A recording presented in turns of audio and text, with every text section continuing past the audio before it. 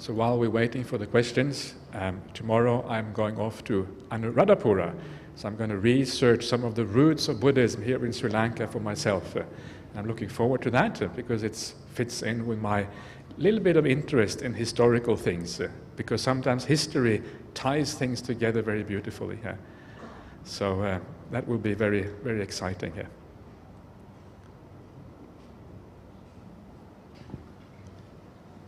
Will you read it yourselves?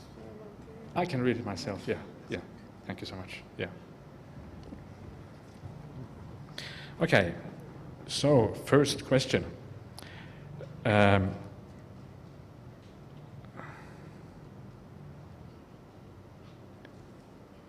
Okay, children sometimes after their marriages change to an extent of forgetting, neglecting, abusing their parents. How can the mindset of such children be changed for the better? What does the Dhamma offer for solace of such suffering? Parents who make great saints, perhaps? Is that the... yeah? Okay.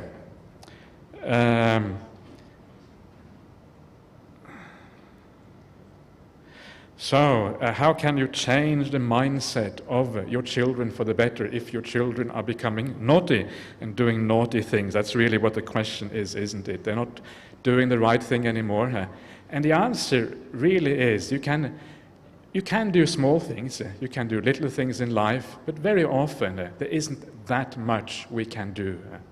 So, and the sort of things that we can do, of course, the most obvious thing that we can do is just by our own behavior, by showing that we are loving our children, that we are kind to them regardless of what they do. By behaving in the right way, it often has a very great impact on people. And I always think about my own situation, because when I became a monk, my parents thought I was absolutely crazy.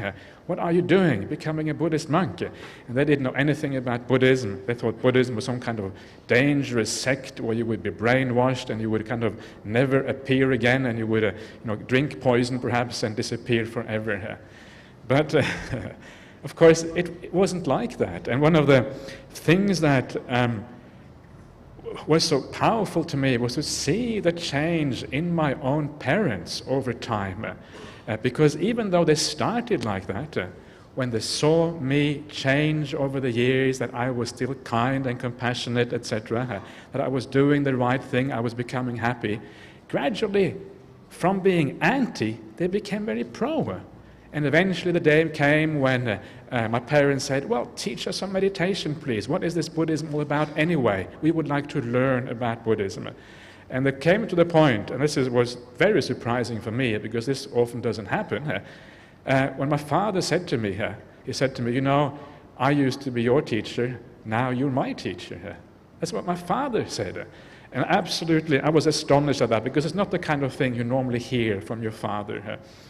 So, and this is the power of example, right? I haven't tried that hard to be a good example. I've just tried to live the monastic life in a good way, and that has been enough. And I think sometimes we forget about the power of example. So make sure that if you are going to get your children to behave rightly, the most important thing of all is your own behavior. That is what really matters. So try to understand your children. Try to reflect why they are behaving the way they are. What are the reasons they are behaving the way they are? It's because of their own conditioning, right? They have been conditioned in their own way. They have their own past karma. You don't know what that past karma is. It is probably very difficult for them to be different from what they are. Change is always very hard. I look into myself and I see how hard it is to change myself. The habits are so ingrained, the habits are so strong. And if I know how hard it is to change myself, how can I demand from others that they should change themselves? You can't demand that. So instead, you understand the power of conditioning, you understand the power of habit, and when you understand, you can forgive. When you forgive, you can let go. And then you become a beautiful person. And when you become a beautiful person, your children will say, wow, Look at our parents, look at my mom and dad. Something is happening to them. They're becoming kinder, more gentle. And this is the best way to actually change your children. Not by telling them what to do, it's never going to work. Also, of course, sometimes you can take them to come to see somebody you find inspiring, if, I don't know, if you have a spiritual teacher who you find inspiring, take your children along and see if they want to come along. If they don't want to come along, then they don't want to come along. What can I say, unfortunately? So you just have, power of example is the most important thing of all. What does the Dhamma offer for solace of such suffering? Yes, it does make, who makes great saints, who make great sacrifice on behalf of the children. Now I see what is being said here. Yeah. So how? The solace is just that you learn about the world. You learn about how the world functions. This is the way people are. And you come to an acceptance of the nature of people. That is the most important thing. Yeah. You start to understand that people are conditioned, they have a certain way, they have habits, and it's very hard to change that. So once you come to accept a little bit, understand, you learn to forgive, you learn to let go. That is the real solace. The solace is your potential for growth in the Dhamma when you are faced with a difficult situation. But also remember that children are very changeable, right? There is a period in their life when they rebel. Then there's often a period in their life when they come back again and they say to their parents, thank you, Mother and Father, for supporting me for so long and doing the right thing for me. I always think about this very powerful saying in the suttas. If you know the suttas, the word of the Buddha well, under right view, it says under right view, one of the factors under right view is there is mother and father. Do you know what that means? There is mother and father. It means that the karma, the merit or the demerit or the goodness that we can make with our parents is very, very powerful. So if you are kind and compassionate to your parents, you will make enormous good karma. If, on the other hand, you are not doing the right thing to your parents, you can make very bad karma. So parents are a very powerful field for merit. So one of the ways of growing in the Dhamma is to make sure that you treat your parents very, very well. That is one of the great ways. Okay, Venerable Ajahn Brahmali, I have heard that meditation helps to calm the mind down when one is angry, upset, and hurt. But how does one go about it? Okay, well, if you are angry and upset, and at that time it is often very difficult to meditate because anger is a very powerful force. It's very difficult to let go of just like that. I think the Buddha says somewhere in the suttas that once you're angry, it's very difficult to change. And often you just have to wait to allow yourself to calm down a little bit. And then you have to learn to reflect on that situation in a new way, so you avoid getting angry again in the future for the same thing. Yeah. And again, one of the ways to overcome anger, one of the powerful ways, is often to reflect that this is the way the world is, right?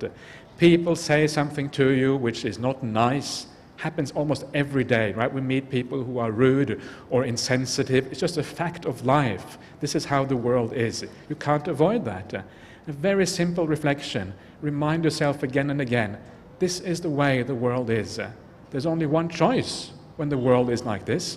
I have to let go. Because I can't control the world. If you can't control the world, you have to let go. There's no other choice. And the next time you meet a rude person, you shrug your shoulders and you think, okay, that's just the way things are. You don't get so angry. So the most important lesson from anger is to learn how to focus on that situation in the future in a new way so it doesn't give rise to anger again. And there's always a different way of looking at things. Understanding the conditionality of the person, understanding that this person is just acting according to their nature. They can't be any different. If they can't be any different, how can you blame them? Understanding that when somebody upsets you, it's not personal. They're not really upset with you. They're just acting on their own conditioning, right? If it's not personal, why do you get angry here? So these are some of the ways. So this is how you calm down your anger, first of all. If you do get angry, the most important thing to do is to make sure you don't act on the anger. If you act on the anger, you're compounding the problem. So if you get angry, then do something else. Don't hang around that person any longer because you know that you're about to say something you will regret later on. So go away, take a short walk, take a cup of tea to calm you down, and just chill out a little bit. That is the important thing to do at that point. Not so much meditate, because it's very hard to meditate when you're angry. Next one. Dear Ajahn Tero. That's an interesting title. I've never been called that before. So Ajahn Tero, okay. Is the meditation only the option to nirvana? Okay, so you're asking whether meditation is the only way to nirvana, and I think the answer to that is yes. Because the meditation is about, the main purpose of meditation is to make the mind so peaceful, so calm, that your mind becomes clear enough to be able to see things as they actually are. This is the power of meditation. And I don't think there is any way of calming the mind down so much, making it so happy, so joyful, so beautiful, and powerful, not the least, that it is able to attain Nibbana. I think this is the only way. And certainly it is the only way described by the Buddha.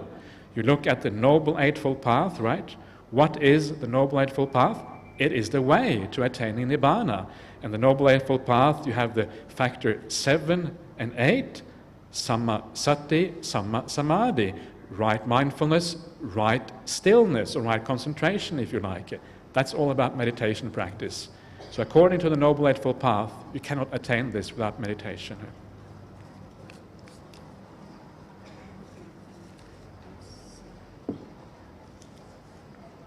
Okay. Next one, spirituality versus religion. How to stop religious pride and defensiveness. Okay.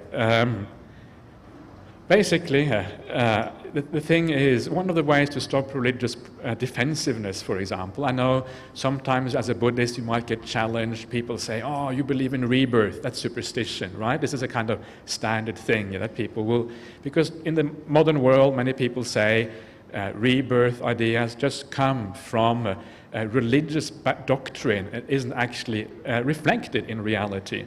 So how do you deal with that when people say that? How do you stop becoming defensive? And I live in Australia. In Australia, this is a kind of thing that happens all the time.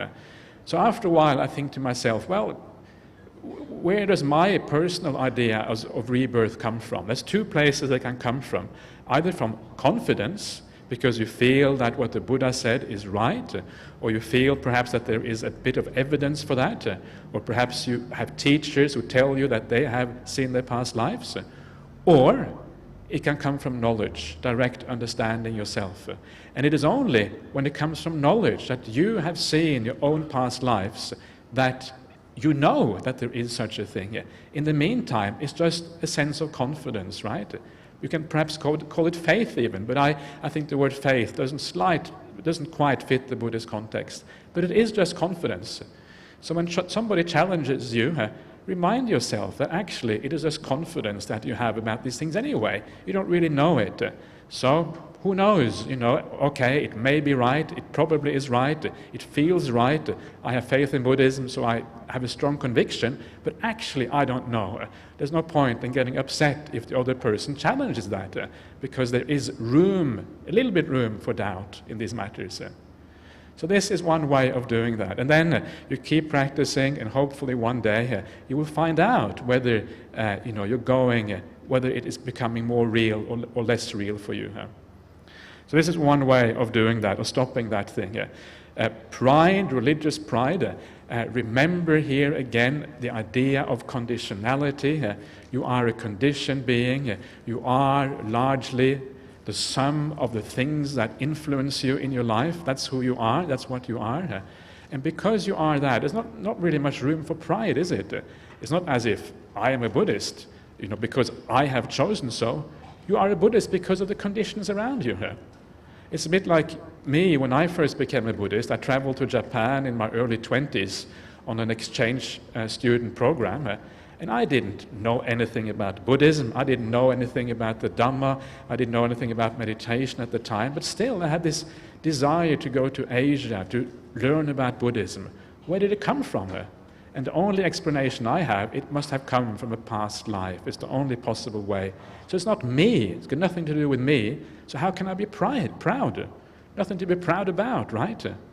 So remember that. And then suddenly you fall in with the wrong crowd. You get the wrong friends, and that condition you in the wrong way. And you become a scallywag afterwards, right? You become a bit of a dodgy character. This happens all the time. People are Buddhist. They give up Buddhism.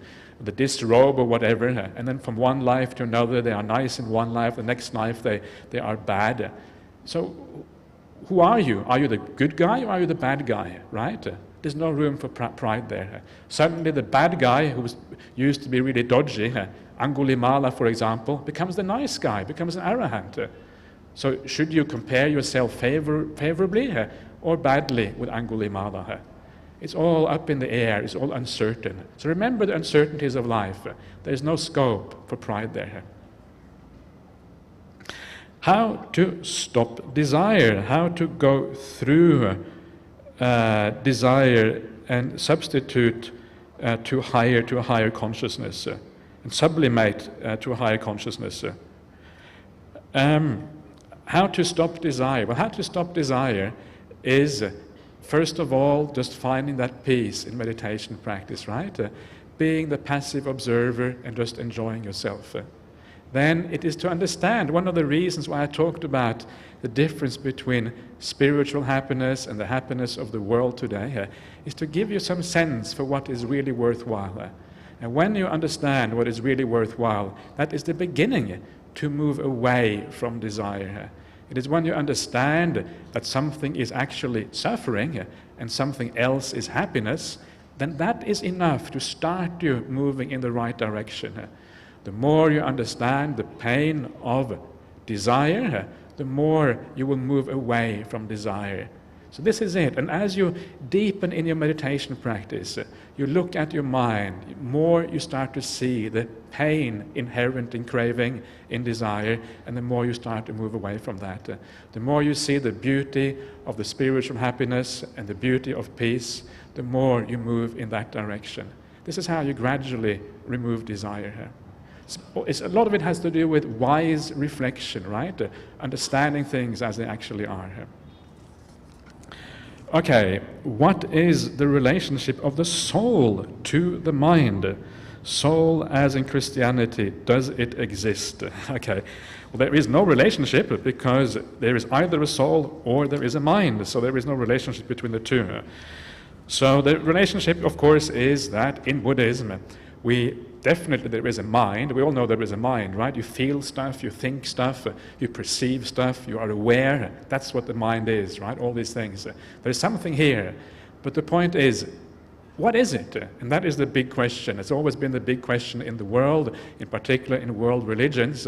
And most religions, they say, actually, behind all these ever-changing things, there's something permanent, something inside that is the real you. And that real you, that is the soul. And when you die, the soul goes on to live happily ever after in a certain realm. Or if you have been a bad boy or girl, it goes on to live unhappily ever after in a certain realm. So that is the soul idea. In Buddhism, we say that if you actually look inside and you look at your mind in a very careful way after deep meditation, you realize that the sense of self that we have inside does not correspond to reality. We feel we exist, we feel we're here, we feel there's something here, but that sense of I does not correspond to anything real. That is what you discover, and that's the idea of there being a mind, but no soul or no self. The mind is a continuous flux. There's nothing underlying it which is permanent, which is an essence, which you can call you, me, etc. That is the Buddhist teaching, so please, you can contemplate that. Okay, so let's go on to the next one. Dear Bhante, can you kindly explain the virtue for a lay Buddhist? I certainly can. The most important thing about the lay virtue for a lay Buddhist is simply to be a good person, to have a good heart, to be kind. That is essentially what it amounts to. And I think most of us have an intuition what it means to be kind, right? We know kindness, and we know the opposite of kindness. And that is really all you have to know. If you can be kind, then you are a good Buddhist. Now, sometimes what we do is we say that there are 5 precepts, 5 rules for living that you're supposed to follow. And the reason we say that is because sometimes it's not clear what goodness is.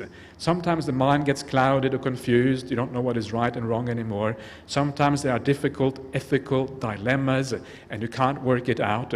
Then it is very handy to have rules that you can use. And these rules in Buddhism are not to kill any living beings, not to steal, not to commit sexual misconduct, any kind of wrong kind of sexual conduct, including adultery, not to lie, and not to use intoxicants that cloud the mind and make you not understand what is right and what is wrong. So those are the basic rules for a Buddhist layperson. For a monastic, it gets a bit more complicated, but essentially it is based on those same things. Okay. Venerable Sir, the sutta has mentioned the disciples developed the path of stream entry, etc., and the ones who have attained the fruit of the path. However, Theravada tradition talks of the path of stream entry as a moment only. Your views on this, please? Okay, this is a bit technical, of course, but I would agree with this, that the suttas and the Theravada tradition are slightly different in this respect. In the suttas, they talk about the 8 types of person, the Atta Pugala, and the 8 types of person are the 4 who have attained one of the stages of awakening, and the other ones are the ones who are on the path to attaining those stages of awakening. And in the suttas, they are talked about as people you can offer things to, right? You can give a gift to them. Now, if you can give a gift to somebody, it doesn't really make sense that it only lasts one mind moment. You have to give very fast, right? Quick, now is the chance before he actually attains the fruit. So, I apologize, I'm being a bit silly. So, if the point is that there seems to be in the suttas a difference between the person on the path and the person who has attained the fruit. Later on in the systematization, you find in the commentaries, they are made into one mind moment. So maybe a little bit of clash there, but there is room for interpretation as well here. Okay, the Buddha has told many times about individual's future. So is there any defined path for all? Actually, the Buddha is interesting. He doesn't say very much about the future at all. You read the suttas, it's very, very rare that the Buddha says anything about the future. And this is, I think, interesting, because what it means to me is that the future is so complicated. There are so many conditions working to decide the future that it is impossible virtually to really understand the future. Can the Buddha do it? Maybe the Buddha can do it in certain circumstances when there aren't too many conditions. But generally, even the Buddha would probably have to spend all his time just trying to think about how all this works to be able to figure it out, because it is so incredibly complicated. So because of that, don't worry about finding a special path for yourself. There is one path. It is called the Eightfold Path. And if you have a human mind, the Eightfold Path will work for you. So, because we're all basically the same, right? We're not that special. The human mind is the same for all of us, so the Eightfold Path will work also for you.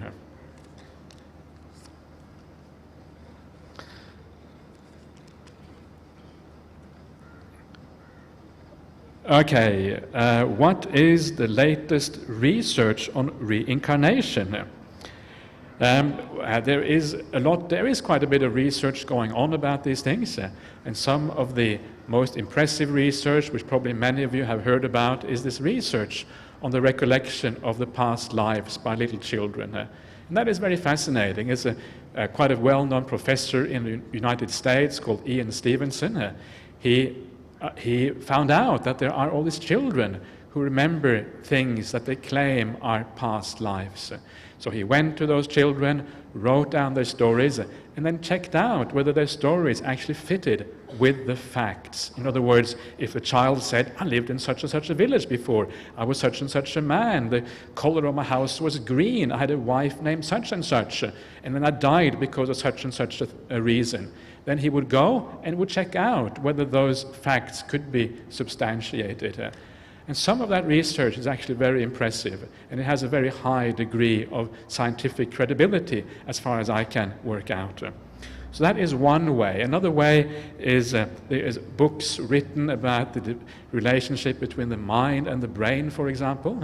And there is a book that I read not only a couple of years ago, and that book talks about many strange phenomena that are very hard to explain unless you believe that the mind somehow is not directly related to the physical brain. And one of those very interesting phenomena that I remember reading about in this book, was the phenomena of people who have dementia, who have Alzheimer, right? If you really have Alzheimer's disease and it's an advanced stage, you don't know anything. You lose the memory of your family members. You have no idea what's going on anymore. You're completely lost in the world. And what apparently, one of the medical realities apparently, which many doctors have seen for themselves, and it was spoken about in this book about mind-brain relationships, and for which there is no rational explanation, if you believe that the mind and the brain are the same, is that towards the very end of the life of somebody with Alzheimer, sometimes the patient becomes absolutely clear at that point, and suddenly they recognize all the relatives. They can have a normal conversation just at the moment when they're passing away.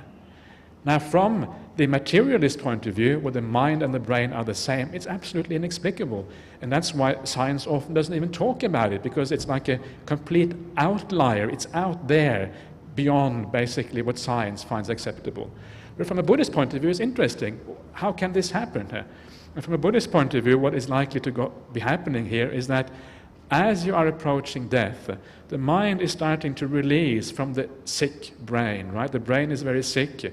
It's apparently the brain with Alzheimer is in a terrible state. So you're starting to release. And because you're starting to release from that, your senses start to operate independently of the brain. And because they're operating independently of the brain, you regain your normal faculties again. So that would be the Buddhist way of looking at that. So there's a lot of research happening. Unfortunately, much of Western science has this idea that has a materialistic idea that when we die, that's the end of everything. But please remember, I find this is a very important point, that the understanding of the mind is very immature in science. Science doesn't really understand the brain-mind relationship yet. It is very immature. Explanation of things like consciousness, basically, nobody knows how these things arise. So keep that in mind. So sometimes you have to distinguish between scientific fact, which actually has been proven, and scientific, beliefs, which haven't been proven yet. Where do the devas come in? Where do the devas come in? Okay. The devas basically, remember that the idea here is an idea of karma and rebirth, right? So according to your actions, you get reborn in a good destination or a bad destination. So in this life, if you do a lot of good things, perhaps in the next life you get reborn as a very powerful and wealthy person, right? It probably won't make you all that happy. I'm just warning you. You can do that if you want, but it's not going to do that much difference. Anyway, some people do that. They get reborn in a very happy state. Other people do many bad things, and they get reborn in the slum somewhere, very poor, no education. There's no way of getting out of that slum. They're stuck there for their whole life, basically. So that is like the extremes in human existence, right?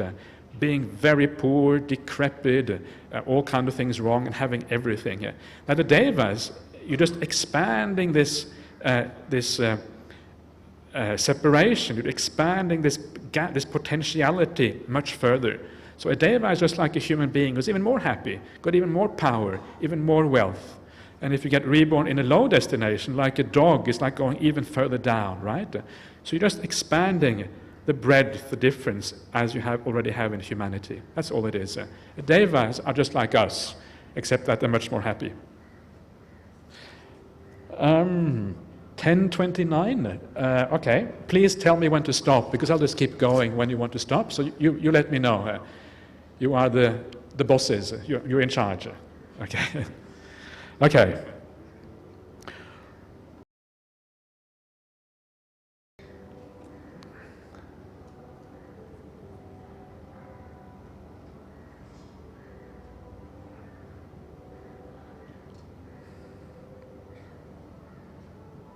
Okay, how can one balance meditation life with work life, especially if one had the role of implementing disciplinary procedures? Okay, so it's okay to be like a little bit of a disciplinarian. Discipline is always required in life, but there are different ways of being a disciplinarian. If you are a teacher, for example, you can do it with kindness, or you can do it in a way without kindness.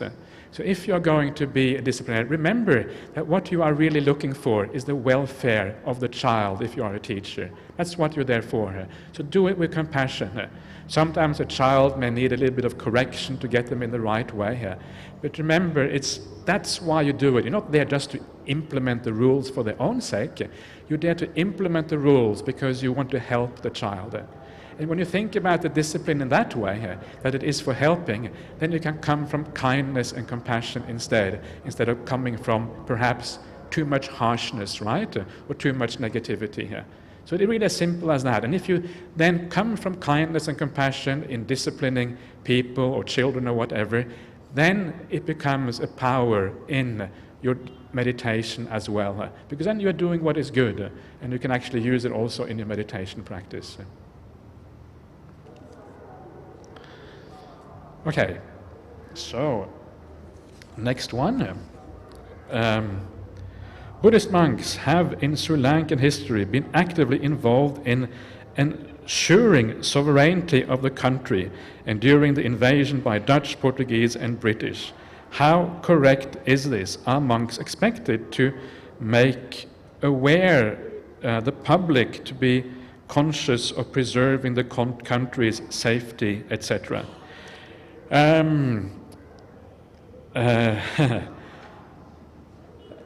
I think that it depends on the circumstances, right? It depends on the situation. These are very, very complex issues. And of course, the most important thing for a monk is to just live a good life and do the right thing. That's the most important thing here. But sometimes say that you have some kind of, colonizing power like the Dutch or the British, and they come here and they cause trouble for the local population. They cause suffering in the country. Then perhaps it is right to be outspoken and at least point this out and then say, well, we should try to do something about this because this is not right. They're coming from the outside, taking over and pretending that they can do what they want. Of course, that is not the right way of doing things. So if you do it it's again about how you do things, right? Everything is about how we do things.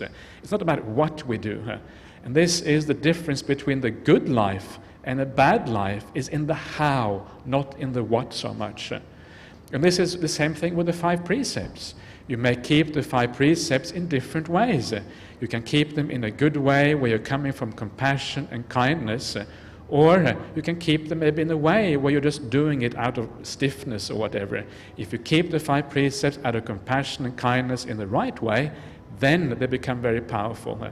So everything in life is about how we do it, not so much about what we do. And then you can start to see how this idea of karma and kindness actually is much broader than we tend to think sometimes. So it's very hard to generalize about these things, and I don't think I want to kind of bog myself down. It's very easy to say the wrong thing when you talk about politics, so I think I will just bail out of trying to explain that any further here.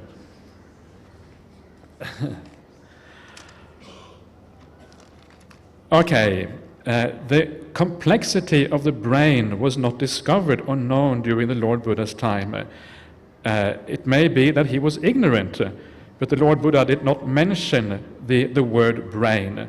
Mind was considered as a force that controls all the senses. Please explain the interaction between the mind and the brain, if the Lord Buddha saw the brain as an organ that controls the mind and the senses. Yes, I think probably the Buddha was quite wise, and he had a lot of understanding that maybe we are not aware of.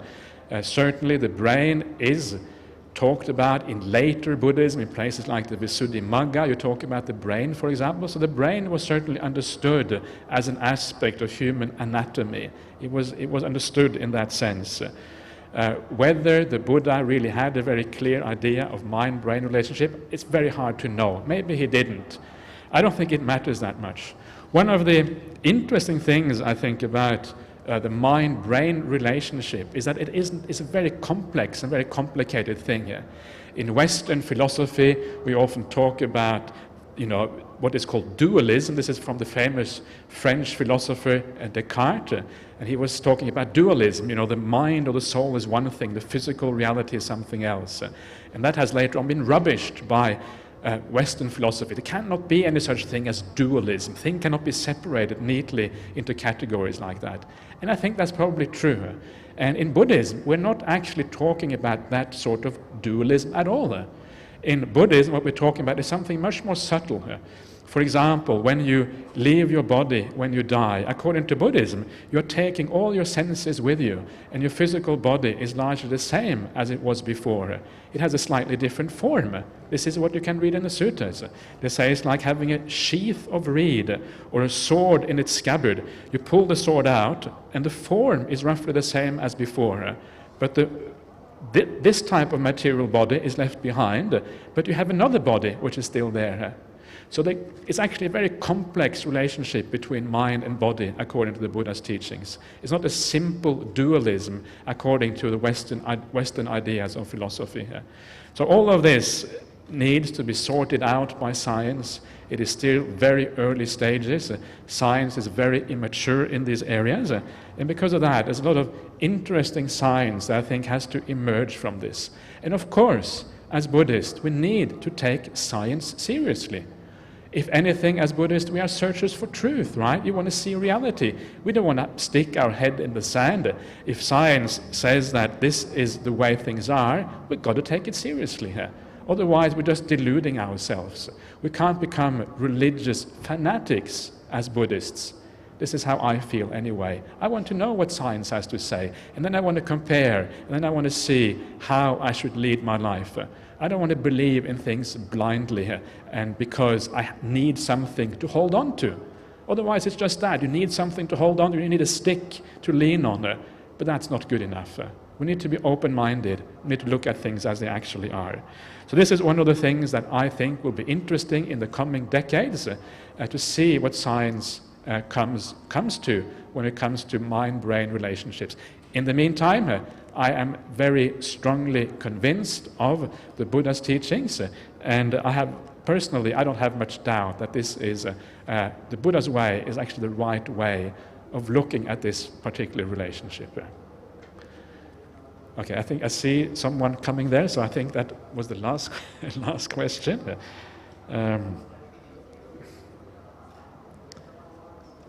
Sorry? Okay. Shall I say some concluding words, or shall I? Yeah? Okay. Okay, I have to apologize, first of all, that I only read a small fraction of questions. So there's so many questions here. I'm very glad to see that people are so interested in Dhamma and Dhamma things. And thank you very much for inviting me here. It's always very nice to come to such a large crowd of dedicated Buddhists. It's a very wonderful opportunity here. So thank you all very much. And last of all, I would just like also to thank the management of the BMICH for giving us this opportunity. They have obviously, it's very much their merit that we have this chance here today. Thank you once again.